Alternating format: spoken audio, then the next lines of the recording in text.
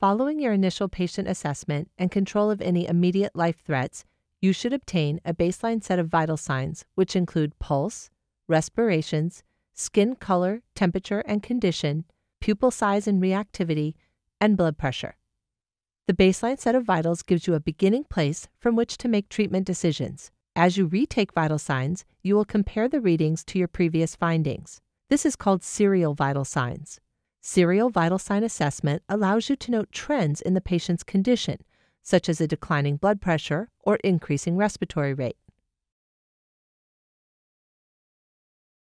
The act of breathing is called respiration. For the determination of vital signs, you are concerned with 4 factors: rate, depth, rhythm or pattern, and quality. The respiratory rate is the number of breaths a patient takes in 1 minute. The rate of respiration is classified as normal, rapid, or slow. The normal respiratory rate for an adult at rest is between 12 and 20 breaths per minute. When the depth of respiration is normal, the chest wall expands easily. In deep respirations, the rib cage expands fully and the diaphragm descends to create maximum capacity. Shallow respirations show very little movement of the chest wall and may be hard to count. Often, shallow respirations will need assistance with a bag valve mask. The normal rhythm to respirations is that inhalation takes only half as long as exhalation. Any pattern other than this can indicate serious problems such as a traumatic brain injury, hyperglycemia, or metabolic emergency. The quality of a patient's breathing should be easy and effortless, referred to as apnea. Any difficulty breathing which requires extra effort on behalf of the patient is called dyspnea and will need to be addressed with high-flow oxygen, assisted ventilations, or medication. Now let's examine the steps in measuring respiration. Look for the presence of breathing by watching for chest rise and fall. If you have just finished measuring heart rate, continue holding the wrist so that the patient is unaware you have moved on to assessment of respiration. Before you begin counting, observe the patient's position. Most patients in respiratory distress prefer to be seated upright or standing. Hunching forward is called tripod positioning and indicates severe respiratory distress. Note any abnormal noises during breathing. A high-pitched noise like stridor can indicate upper airway obstruction.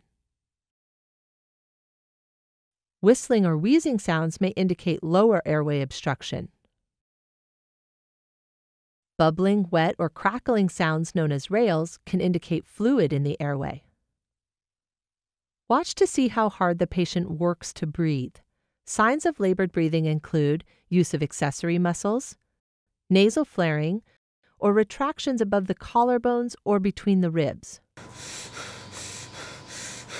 Note any abnormal respiratory patterns. Respirations that are very fast, very deep, or interrupted with periods of apnea can be signs of serious medical conditions. Determine the respiratory rate by counting the number of times the patient breathes in 1 minute. 1 breath includes both an inhalation and exhalation.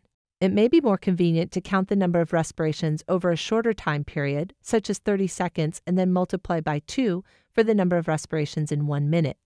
Avoid telling the patient that you are counting his or her respirations. Patients will sometimes alter their respiratory rate or pattern when they know that you are watching. At times, it may be difficult to count a respiratory rate due to patient movement or talking. Respiratory assessment is important and accuracy is vital. Politely ask the patient to be quiet for a few moments if you are experiencing difficulty with counting. Document the respiratory rate, quality, and any rhythms that you might observe, as well as the time on the pre-hospital care report.